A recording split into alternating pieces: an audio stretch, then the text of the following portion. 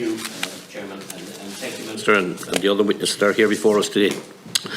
I have a few questions, small statement and a few questions, and I'll try and put them all together, Minister, to make it easier for you to answer.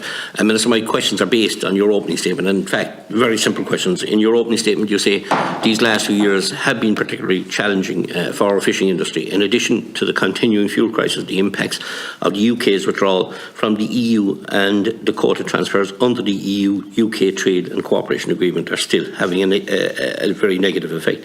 So, Minister, these are your words, but what have you and your government done to provide our Irish fishermen with a fuel subsidy? Take a look at the French and the Spanish fishermen who have given, and the government have given their fishermen a fuel subsidy, and why have this government stood back and not done so? For our Irish fishermen, after all, Minister, this government has given away the rights of our fishermen to fish in our Irish waters to foreign fleets.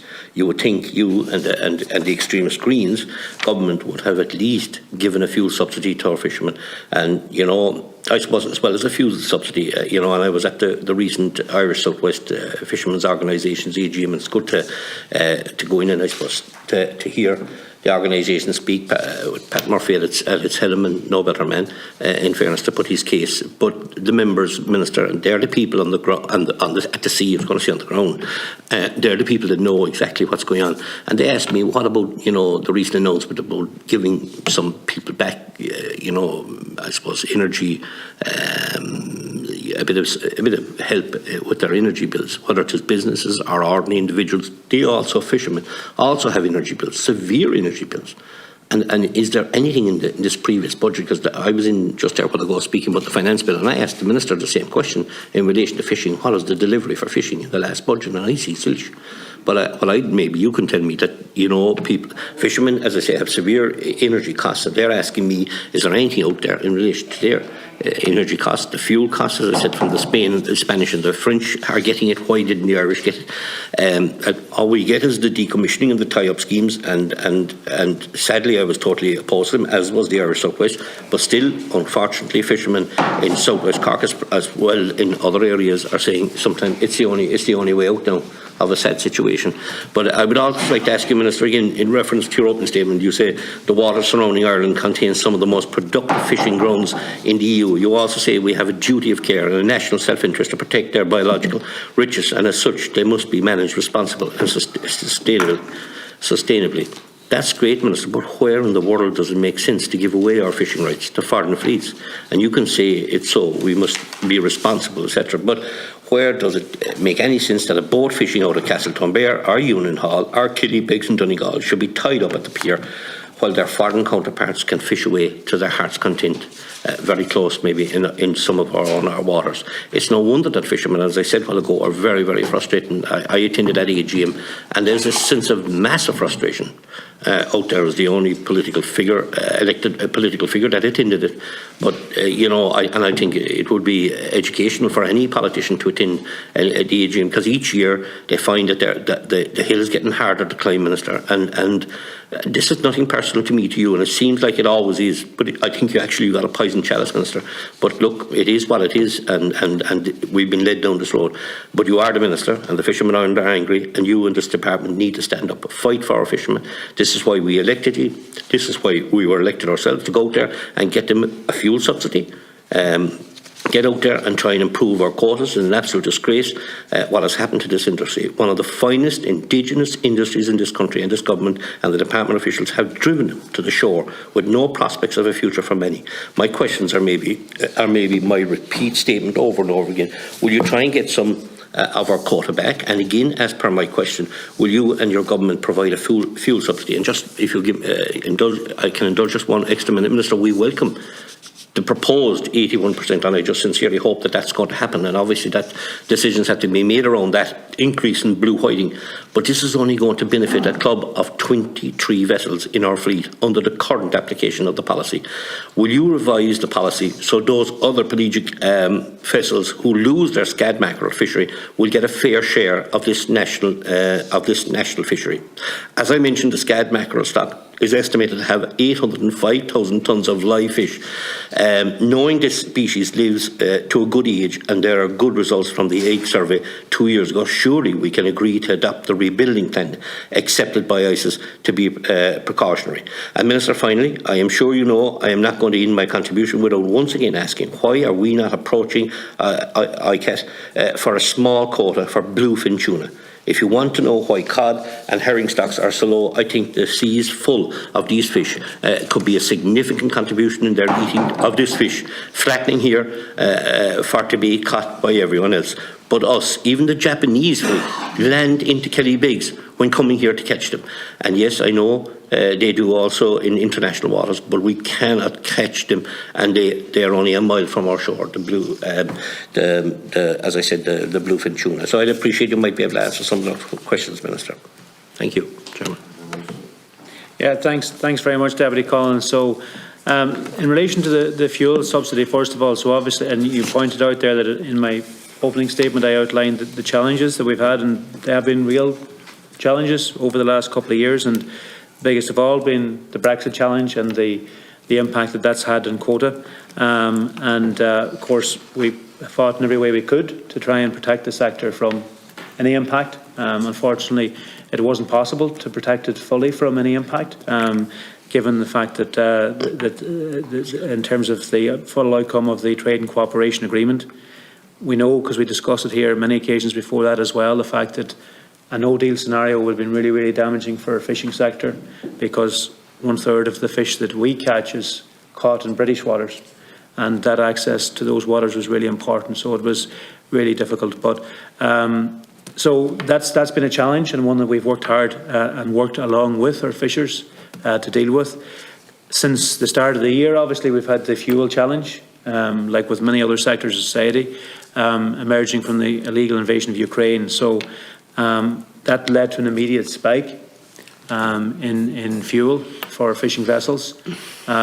Marine gas oil is different from a lot of other fuels in that there isn't any revenue tax applied to it, and the VAT is reclaimable. So there isn't the capacity there to reduce the revenue tax on it because it isn't there.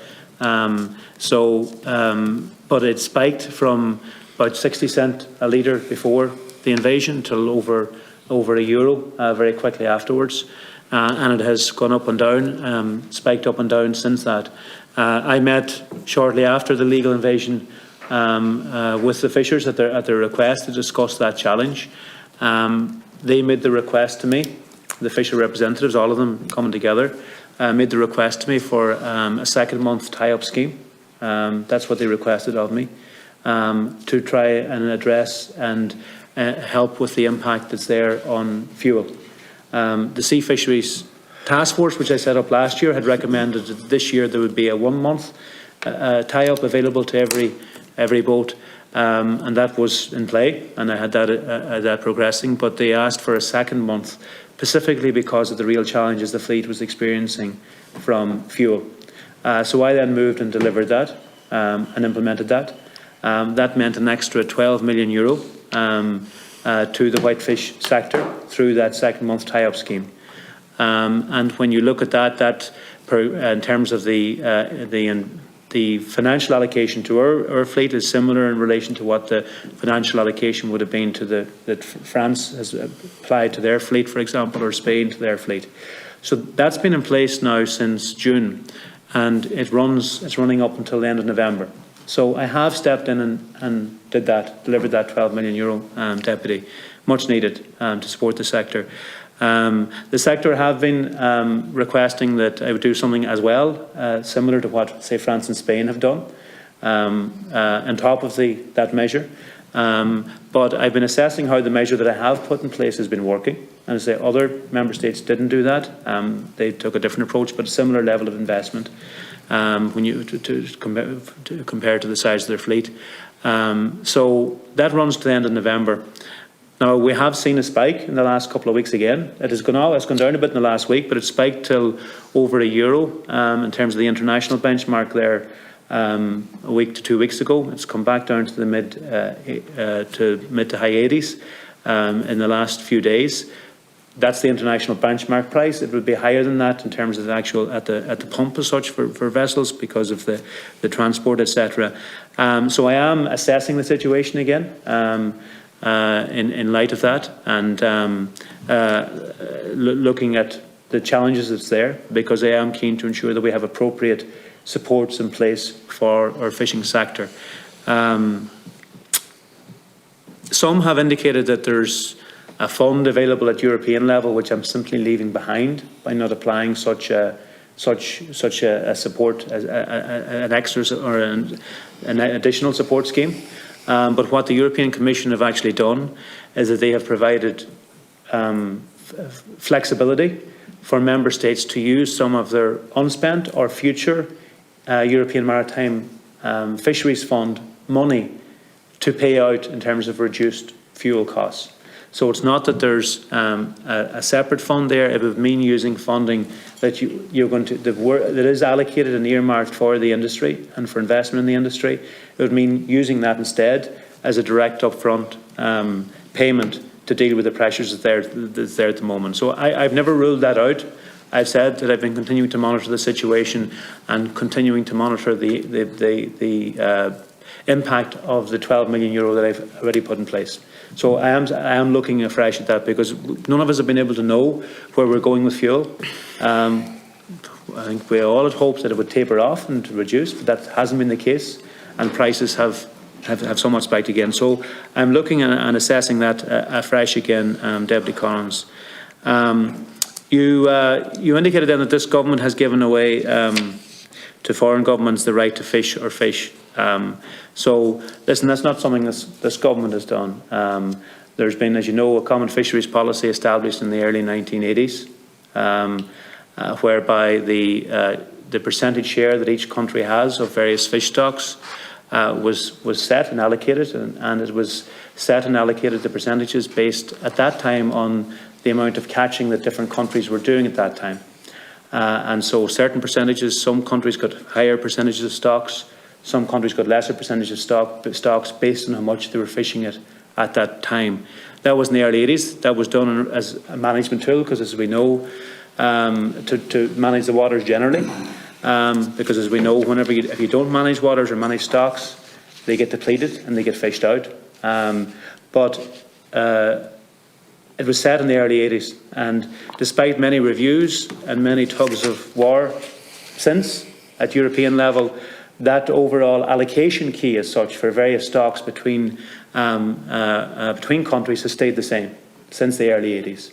And in order to change it at European level, you have to get a qualified majority vote at a European Council meeting. The one big impact we've had to that allocation key has been Brexit, because the UK have left, and that has disrupted the allocation key, and it's disrupted in a way that has been unfair to us.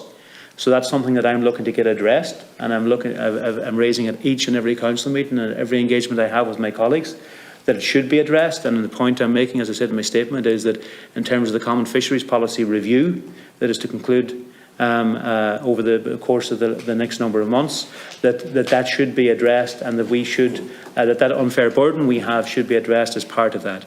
But it's a system that's been in place since the early 80s, so it's not something this government has done.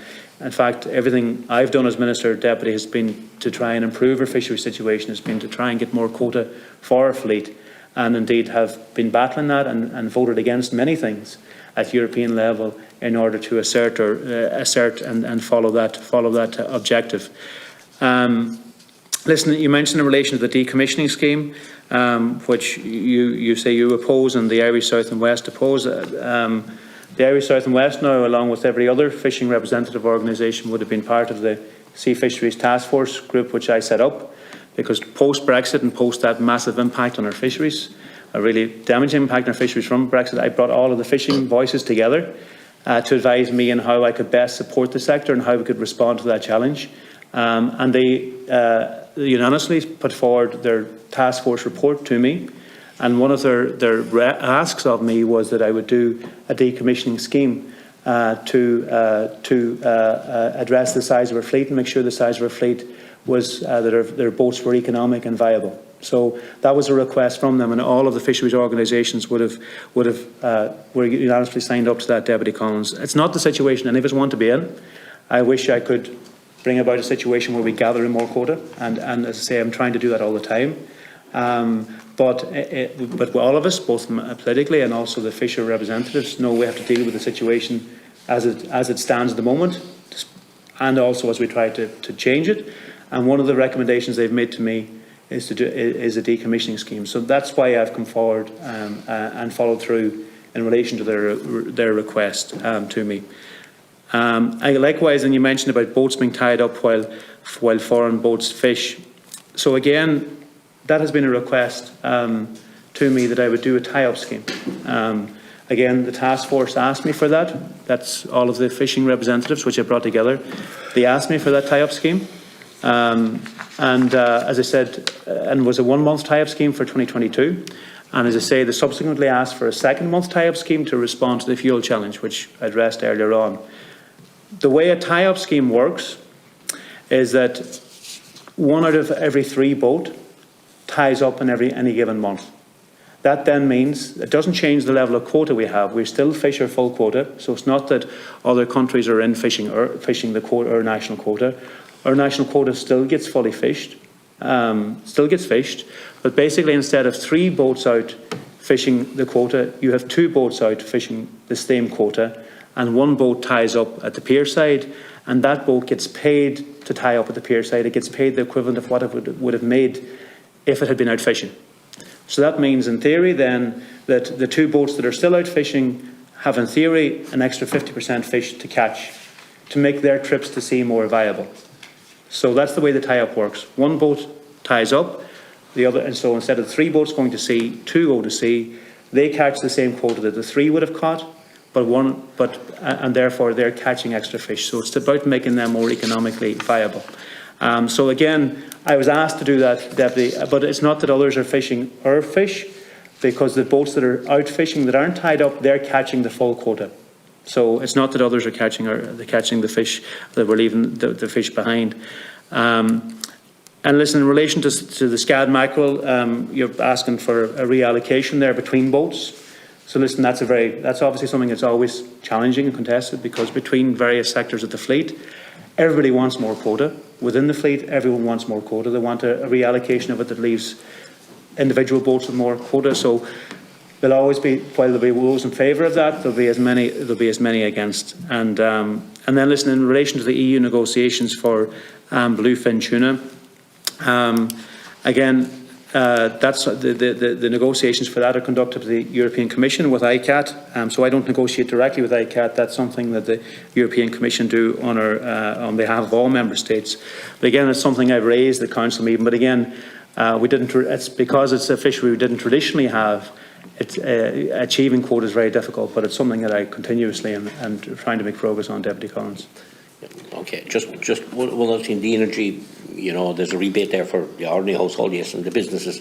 The fishermen have seen no way forward at this present time in the budget for a rebate. Is that being considered? Because their energy bills are far more than most, to be quite honest with you. Yeah, so the energy bills, and they do apply to the fishing industry, but it's to gas and electricity. So for the processing sector, for example, and I made sure that they were eligible for those schemes that are in place, so they're eligible. But in relation to the fishing boats themselves, they use marine gas oil. So the measure that I've had in place for those has been that second month tie-up scheme, which has delivered €12 million to support the sector through that. And obviously they're asking for additional support, such as what's in place in France and Spain. Different to what I put in place here, but similar. But so that's something that as I said to you, I'm revising and reconsidering.